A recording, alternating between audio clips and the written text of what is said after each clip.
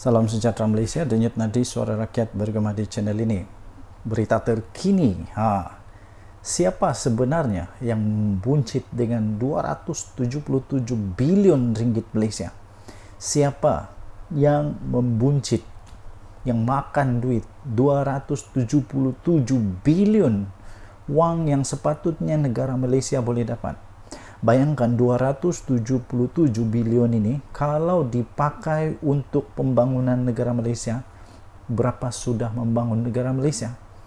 Persoalannya, dalam tempo 5 tahun yang lalu, siapa yang berkuasa di Malaysia?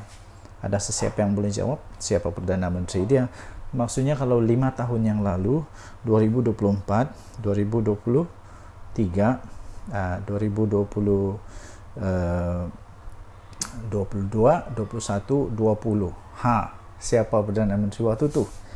Persoalan yang kedua, kenapa Perdana Menteri sebelum ini, sebelum Datuk Seri Anwar Ibrahim, mereka tidak dapat untuk bongkar perkara ini? Perlu juga tunggu Perdana Menteri yang hebat macam Datuk Seri Anwar Ibrahim barulah muncul benda ni. 277 bilion. Bukan kecil, bukan cipu cik. Ini besar cik, besar sangat. 277 bilion.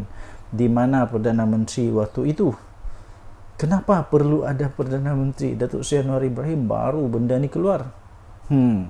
Inilah buktinya. Perdana Menteri yang ada sekarang ini Perdana Menteri yang terbaik. Mana ada Perdana Menteri yang lain tahu benda ni? Saya pun tidak tahu. Macam mana dorang tidak tahu? Atau dorang buat-buat tak tahu? Atau mereka betul-betul tak buat kerja? Tidak pastilah. Tapi mustahil juga 277 bilion ini Perdana Menteri tak tahu ke? Sebanyak 277 bilion bocor dalam tempo 5 tahun dari 2018. Dari 2018 siapa Perdana Menteri waktu itu? 2018 siapa Perdana Menteri? Sampai 2023 siapa Perdana Menteri waktu itu? Seperti yang telah didedahkan oleh Suruhanjaya Pencegahan Rasuah Malaysia SPRM.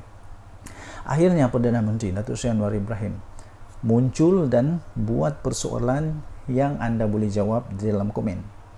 Siapa sebenarnya membuncit dengan 277 bilion dalam tempo 5 tahun ini, 2018 sampai 2023. Anda boleh senaraikan siapa Perdana Menteri waktu itu, kenapa mereka tak tahu?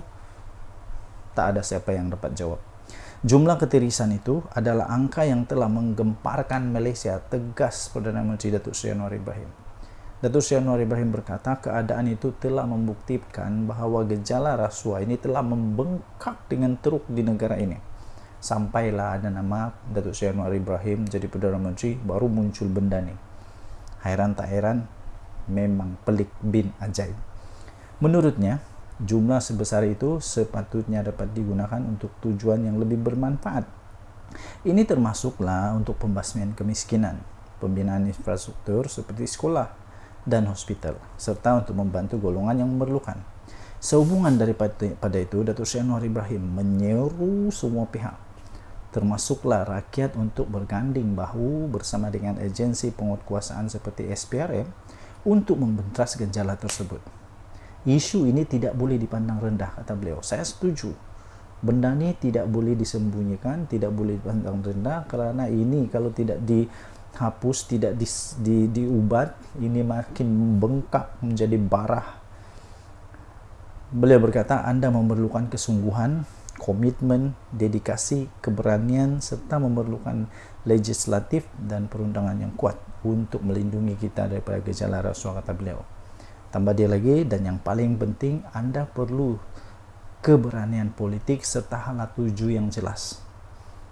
Beliau berkata, saya percaya dengan kekuatan ini, tekad politik yang jelas supaya semua tidak sanggup dan tidak bersedia untuk berkompromi dengan rasuah, tegasnya lagi. Datuk Seri Anwar Ibrahim berkata demikian ketika beliau berucap merasmikan Majlis Peluncuran Strategi Pemberantasan Rasuah Nasional NACS 2024-2028 di Putrajaya hari ini. Beliau yang juga adalah Menteri Kewangan berkata, NACS melibatkan pelbagai agensi dan jabatan penguatkuasaan dengan tetap diterajui oleh SPRM. Okey, so anda boleh baca berita lengkap ini di harapandaily.com, harapandaily.com 7 hari bulan Mei 2024. Tajuk dia, siapa sebenarnya membuncit dengan 277 bilion dalam tempoh 5 tahun ini. Sila tinggalkan komen anda. Jangan lupa tekan butang subscribe, like dan share. Malaysia kita punya, cintai Malaysia kita, jaga kita. Kita jumpa lagi. Bye-bye. Salam sejahtera Malaysia, denyut nadi suara rakyat bergema di channel ini.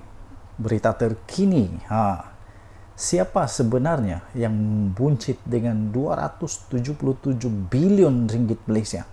Siapa yang membuncit, yang makan duit 277 bilion, wang yang sepatutnya negara Malaysia boleh dapat? Bayangkan 277 bilion ini kalau dipakai untuk pembangunan negara Malaysia, berapa sudah membangun negara Malaysia? Persoalannya, dalam tempoh 5 tahun yang lalu, siapa yang berkuasa di Malaysia? Ada sesiapa yang boleh jawab? Siapa Perdana Menteri dia? Maksudnya kalau 5 tahun yang lalu, 2024, 2023, 2020,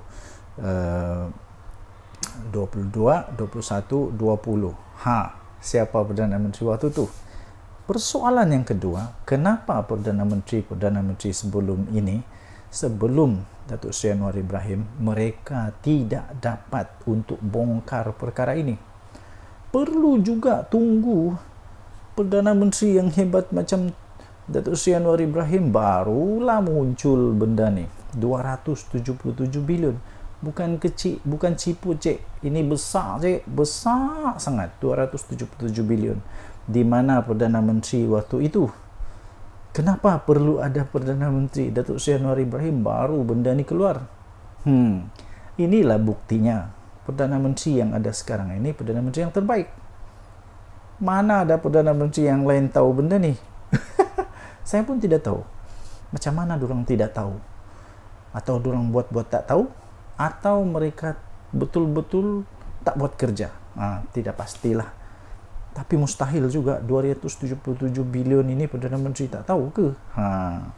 Sebanyak 277 bilion bocor dalam tempoh 5 tahun dari 2018. Dari 2018 siapa Perdana Menteri waktu itu 2018 siapa Perdana Menteri? Sampai 2023 siapa Perdana Menteri waktu itu? Seperti yang telah didedahkan oleh Suruhanjaya Pencegahan Rasuah Malaysia SPRM. Akhirnya Perdana Menteri Datuk Seri Anwar Ibrahim muncul dan buat persoalan yang anda boleh jawab di dalam komen. Siapa sebenarnya membuncit dengan 277 bilion dalam tempoh 5 tahun ini, 2018 sampai 2023? Anda boleh senaraikan siapa Perdana Menteri waktu itu, kenapa mereka tak tahu? Tak ada siapa yang dapat jawab. Jumlah ketirisan itu adalah angka yang telah menggemparkan Malaysia, tegas Perdana Menteri Datuk Seri Anwar Ibrahim. Datuk Seri Anwar Ibrahim berkata keadaan itu telah membuktikan bahawa gejala rasuah ini telah membengkak dengan teruk di negara ini. Sampailah ada nama Datuk Seri Anwar Ibrahim jadi Perdana Menteri, baru muncul benda ni. Hairan tak hairan, memang pelik bin ajaib. Menurutnya, jumlah sebesar itu sepatutnya dapat digunakan untuk tujuan yang lebih bermanfaat. Ini termasuklah untuk pembasmian kemiskinan, pembinaan infrastruktur seperti sekolah dan hospital, serta untuk membantu golongan yang memerlukan. Sehubungan daripada itu, Datuk Seri Anwar Ibrahim menyeru semua pihak, termasuklah rakyat, untuk berganding bahu bersama dengan agensi penguatkuasaan seperti SPRM untuk membentas gejala tersebut. Isu ini tidak boleh dipandang rendah, kata beliau. Saya setuju. Benda ni tidak boleh disembunyikan, tidak boleh dipandang rendah, kerana ini kalau tidak dihapus, tidak diubat, ini makin membengkak menjadi barah. Beliau berkata, anda memerlukan kesungguhan, komitmen, dedikasi, keberanian, serta memerlukan legislatif dan perundangan yang kuat untuk melindungi kita daripada gejala rasuah, kata beliau. Tambah dia lagi, dan yang paling penting, anda perlu keberanian politik serta hala tuju yang jelas. Beliau berkata, saya percaya dengan kekuatan ini, tekad politik yang jelas supaya semua tidak sanggup dan tidak bersedia untuk berkompromi dengan rasuah, tegasnya lagi.